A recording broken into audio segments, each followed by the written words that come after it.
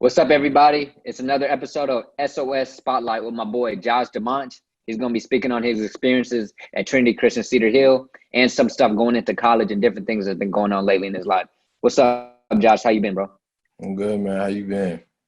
Been good, man. Just quarantine, and getting my work done. What you been up to? Yeah, I just got back from the gym. They said because the hurricane won't have any school for the next weeks. So I'm good. I'm chilling.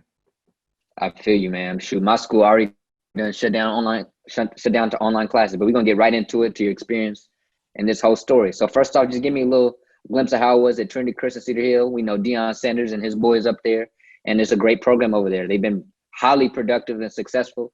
Tell me about your first full year there at Trinity Christian. Trinity is definitely different. Coming from a big high school where graduating class is around like 500-600 kids. Graduating class is 55. It's definitely different. A lot of things are amplified more than usual. You can't get away with that much. But it's a humbling experience. It builds character because I'm used to a big weight room, 15 racks, team full of 70, 80 guys. You get over there, it's kind of a hole in the wall. The weight room is kind of old, but it builds character. We go outside, we're doing box jumps and stuff like that. We using weights, our hands getting all dirty. Coach is like, we don't use chalk, we just use the dirt. It's like, it's different. It's humbling though. Make you value everything you ever worked for, not just doing it just for fun. You actually doing it for a reason. So Mhm. tell me about how the season started. I know y'all won the championship. Everybody already know that. Y'all winning one state championship for, was it like 3 times in a row? Tell me about that first couple games, how y'all started. Man, that first game, it was it was a decent game. I mean, we won by 2 points. I kind of forget it sometimes because it was a bad display on the defensive part and the offensive part. And then that second game, that's our big ESPN game against Parrish. Hmm. They're supposed to be, this and that. We supposed to be this and that. Long story short, we lost in overtime by a touchdown on some nonsense. Everybody was giving up on the play, and it's like after that, we have to really look at ourselves. And it was like we said to ourselves, if we get any more close games the rest of the season, somebody getting beat on the locker room. So after that, we went to averaging 45 points a game. Our defense was allowing, I think, was it 5 points a game, if that. We went crazy after that. Yeah, Texas high school football got its fair share of crazy games at the end. So safe bet to just blow out every team you can get, and y'all surely did that. Y'all were very impressive coming out of that game against Paris, and y'all basically ran the table. And so tell me about your role on the team. I know initially you were running back, then you kind of got to the defensive side of the ball. Tell me how that transition was. What was your mindset going into it? I mean, it was interesting. When I first got over there, coach was like, we're gonna try to put you at running back. And I'm like, okay, that's cool. I just wanna be a part of the team, Well, not even be a part of the team, I just wanna be a leader on the team. So you can put me wherever you want to. So, coach was like, we got a lot of running backs, how about you just try defense? I'm like, okay, that's cool. Tried linebacker a little bit. It wasn't my thing, but then one day in practice he was like, just hop on the D line. I was like, that's cool. First couple plays, I'm sacking Shador like it's nothing. Hmm. Okay. They kept doing it. And coach was like, you a little undersized, but we're gonna work with you. Work with us. We're gonna get you right. And then I got that trust in them. They had that trust in me. And I had a major season. I had 56 tackles, and I was like top 4 on the team, I think, as a D lineman in tackles. First team All State. It was a good season. But hold on, they don't got the green shirt on Shador. They letting y'all hit. They let y'all hit. We weren't supposed to, but Okay, I used to mess with Shador all the time, like got you. just to make him mad. I used to just mess with him. I got you. I got you. That's dope. I mean, you gotta protect your QB. I know you on the defensive side of the ball, but it's all good. It's all good. But so tell me about now, like your transition into college. So initially you were running back, and then you kind of shifted to the defensive side of the ball. Tell me about what your kind of college interest was, and tell me about what you were kind of looking forward to in the beginning of the year. What was kind of your plan? What were you looking out at the beginning of the year, and tell me how that shifted now. Well, going into the season, I went to a bunch of camps. I went to Central Florida, South Florida, Central Arkansas, University of Arkansas. I had a good experience. All the places I went to, coaches are real good. They were, hitting me up during the season, this and that. But it was like kind of into the season, they kind of just backed off. It was a weird kind of vibe. But in the back of my mind, I knew what coach always said: if they're a baller, they're gonna come find you no matter what. So I just stuck to what I was doing. You know, I had a couple of D2 offers, but you know, I made the best of my situation. Mm-hmm. And so tell me about you shifting to a new sport. Tell me about how that was. Tell me your perspective of even trying that out. Some people wouldn't even try that out. Some people say, this is what I am, and you're going to have to deal with it. Tell me about being open-minded, and tell me about why you chose to shift and try out a new sport. Well, it was kind of you know, it was after the state game. It wasn't like right after. It was like you know, end of December. I was just talking to the track coach. He's also the running back coach. I was just like, you know, coach, just end of the season. Like, what am I gonna do? You know, because growing up, I played baseball. I did soccer. I did almost everything except for track. You know, and he was just like, you know, you talking to the track coach. You gotta do track if you want to do something. I was like, track. He was like, yeah, you know, just come throw a little bit. You know, you don't have to run, just come throw. And he tried Mm-hmm. me with that. I did have to run, but you know, Mm-hmm. I was like, all right, that's cool. You know, so I went out there. He showed me a couple things, and you know, I just kind of took off with it. I got real interested into it. I was like, this is actually kind Mm-hmm. of fun. You know, watching videos, learning from some other people. You know, and that was the best for me. You know, we went to track season. I turned some heads, most definitely. And tell me about the offers you got from the track season. Oh yeah, so I want to say like it was my second track meet in. You know, I actually saw the head coach from Southern. And you know, Okay. I was just like, I'm just gonna talk to him, you know, just see what's up. And I was like, so coach, what does it take, you know, to get into your school? He was like, oh, you know, this is gonna take you know, about 52, 53. I was like, okay. So in the back of my head, I was like, I know I'm throwing like 46. That's cool Mm-hmm. though. Went out there and I actually threw like a 51. And I threw it and I just walked off like it was nothing. He was like, how long you been throwing? I was like, oh, it's like my second week. He said, what? Oh yeah, I just started like, you know, a couple weeks ago. He was like, are you serious? I was like, yeah, go ask my coach, you know? And then a couple days later, he ended up calling my coach and I got an offer from him. And then, you know, I talked to UNT, I talked to Northwestern State, talked to Abilene Christian, you know, it was a crazy experience, you know, just turning some heads in a matter of a few weeks, just trying something new. Mm-hmm. It was crazy. Got you. Got you. And that's amazing that you were even open to even try that type of opportunity. Some people wouldn't even be open to it. Now you reap the benefits of trying something new and find out a new talent you had. So tell me about the recruiting process you had with those schools you did talk to, and tell me what made you make the decision you made. Well, you know, first of all, when everybody hears Southern, you know, they're like, that's the HBCU, like that's the Mm-hmm. school everybody goes to. And, you know, in my head, I was like, I mean, y'all are cool, but I mean, Southern, like that's the school, you know. I'm looking at their records, you know, it was a sophomore, um, I forgot his name. Everybody called him Savage. That was my dude. Though. He kind of took me under his wing for a little bit. But, you know, he was a sophomore and he's competing in all conference. Like, I'm like, yeah, I want to be at a program like that. But, you know, long story short, it was just some things that didn't rock with me because it was like after I verbally committed, you know, the coach wasn't as talkative, you know. It was some typos on my NLI. He wasn't communicating that with me. And actually, the assistant head coach had to call me and say, hey, you took too long to sign your NLI, so now your scholarship isn't valid. And I was just like, wow, like just out of the blue. And then I talked to other schools and they were like, oh, you know, you can only get this much, this much. And I'm like, okay, so everybody wants to act like that. And then, you know, I'm just sitting there, I'm calling all these schools. I called everybody from Washington State to Cincinnati. I'm calling everybody. And then like the next day, I was just like, I don't even know what I'm gonna do. And then Coach Heimerman, Northwestern State, that's my guy. He calls me. He's like, "Is this Josh?" I was like, "Yeah, who is this?" He's like, "It's Coach Hyman. I've been looking for you." I was like, "Coach Hyman." He's like, "Northwestern State." I was like, "Oh, what's up?" He was like, "Hey, you know, my assistant got wind of you. You know, I talked to your head coach. You seem like you're a good dude. You got this much throwing power in a matter of 2, 3 months. You know, I want that on my team." I was like, that's cool. He was like, hey, whatever you want, pay for it. Just come to my school. I was like, it's like that? He's like, yeah, just come out here. We're going to take care of you. And it was as simple as that. And we built that bond over that time, too. I talked to him, you know, every other day. Like, he hit me up. I hit him up, you know, if I need anything. You know, it's my dude.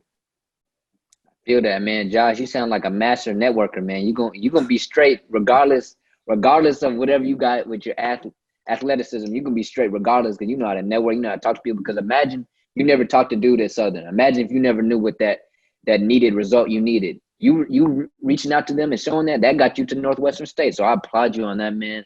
But tell Thank me you. about how it feels to go to a school like Northwestern State. Tell me about what you expect.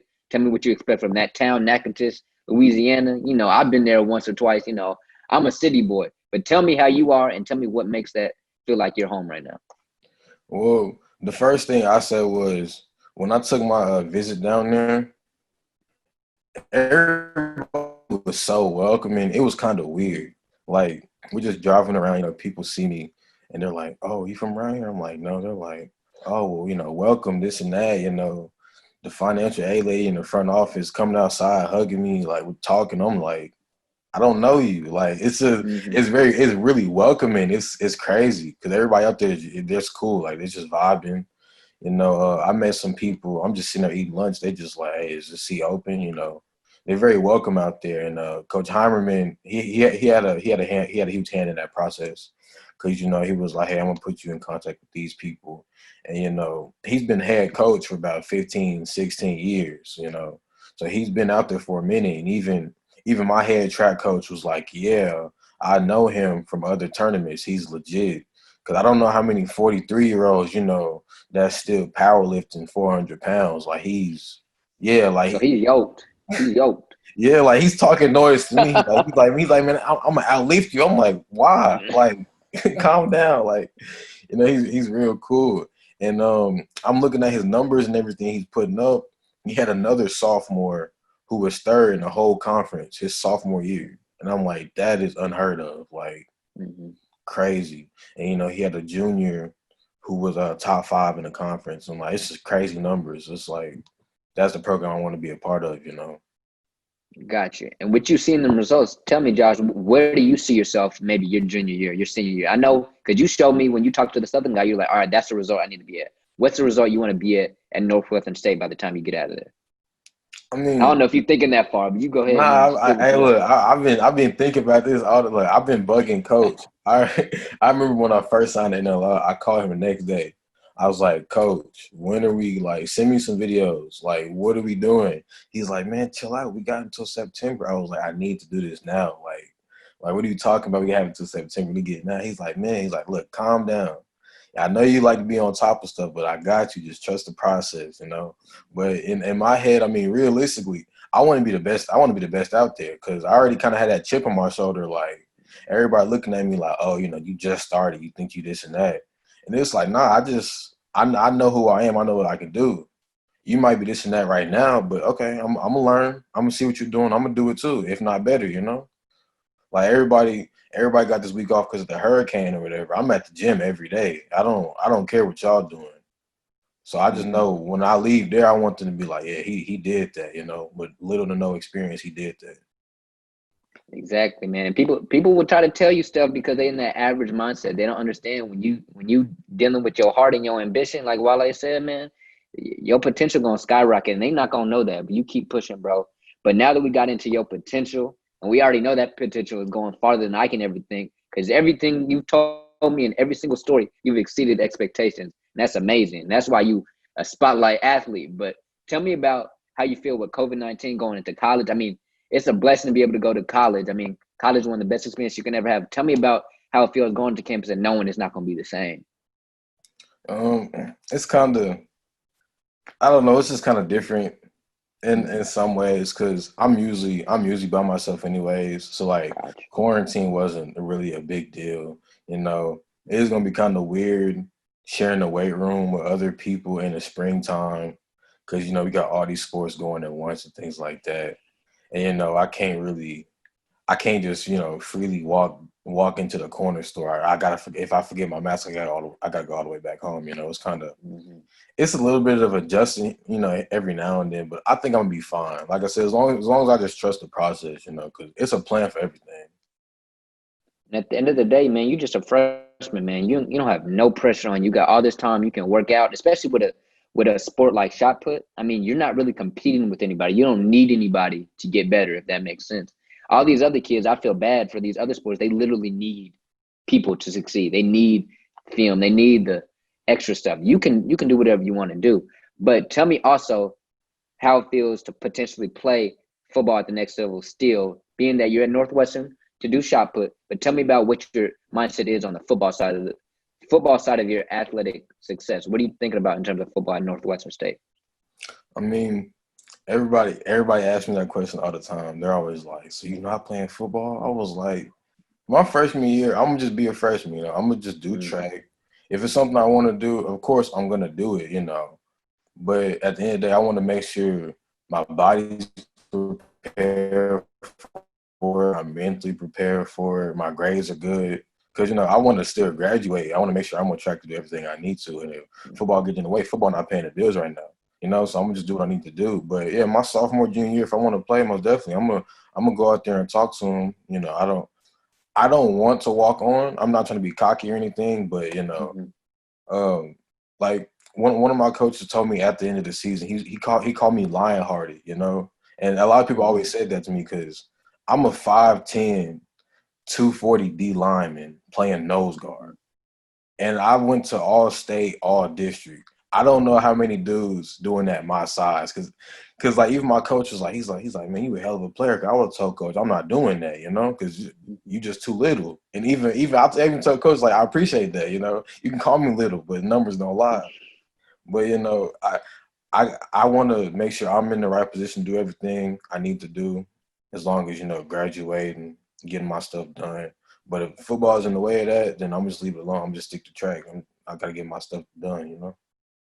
I feel that, bro. I feel that. So tell me about, you got this mindset where you're playing football and you realize that maybe that's not the best thing for you. You're thinking long term. You think about my body. I'm thinking about how I'm gonna get myself set up for afterlife past football, after track, after shot put. Tell me about what gave you that wisdom in your life, maybe in early years, maybe parents, maybe brothers, maybe cousins. What gave you that perspective to know it's bigger than football? I'm more than an athlete. I got something more important in my life and more longer in my life because I can only play sports for so long. Well, yeah, growing up, I was always taught, like, whatever I'm going to do, make sure I'm fully invested, make sure I know the effects of it, make sure I know how it's going to affect me, the people around me, things like that. And, I had about 6, 7 cousins who all played in the league. Like, they all went to the NFL, this and that. Either got hurt, something crazy happened, things like that. And, it's just, football is a very unpredictable sport, especially when you're one of the players who, you like to hit, or you want the ball every play. So, you're aggressive every play, things like that. It's definitely a lot harder on you than like your average player. So, when I looked into doing track, and I was like, hey, I get my school paid for. While I'm getting paid for, they can pay me and I can get free gear. Like, I feel like everybody wants to do that. That boy brought up the gear. All right, he brought up the gear. I'm sure that tuition a little bit more than that, but yeah, the gear nice sometimes. I mean, who y'all branded with at Northwestern State? We're sponsored by Adidas. Got you. A lot of colleges making switches like every 3 years, I swear. But you got anything else you want to tell us, to the S.O.S Nation, about you or what you coming to see next year? I mean, just get ready for the headlines, cause I don't plan on red shirting. And Oh, all right. ain't no red shirt in me. Lionheart. Yeah, really. I mean, just be ready for some headlines. I'm definitely trying to. I'm trying to be out there. I was talking to one of my homeboys who committed to Arkansas for shot put. He's like, man, it's crazy. I've been doing this since I was about 8. You one of the most explosive dudes I ever seen. And I was like, what are you talking about? He's like, man, look at this video. You just throwing the ball. Like, I couldn't do that. So just be ready for it. And I'm gonna tag you, Mr. Exceed Expectations, because everything he's told me, he's exceeded expectations. I mean, just watch out, man. From my man Josh. I mean, I appreciate you coming out, man. I mean, I expect big things. I expect you to blow my mind with everything you do from what I've already known from you. I really appreciate that. Comes from all of the S.O.S Nation. S.O.S Nation, this is Josh Dimanche from S.O.S Spotlight. Thank you, Josh, for tuning in. We really appreciate it. All right, man. Appreciate y'all too, man. Y'all stay safe out there. All right, you too, bro. Peace.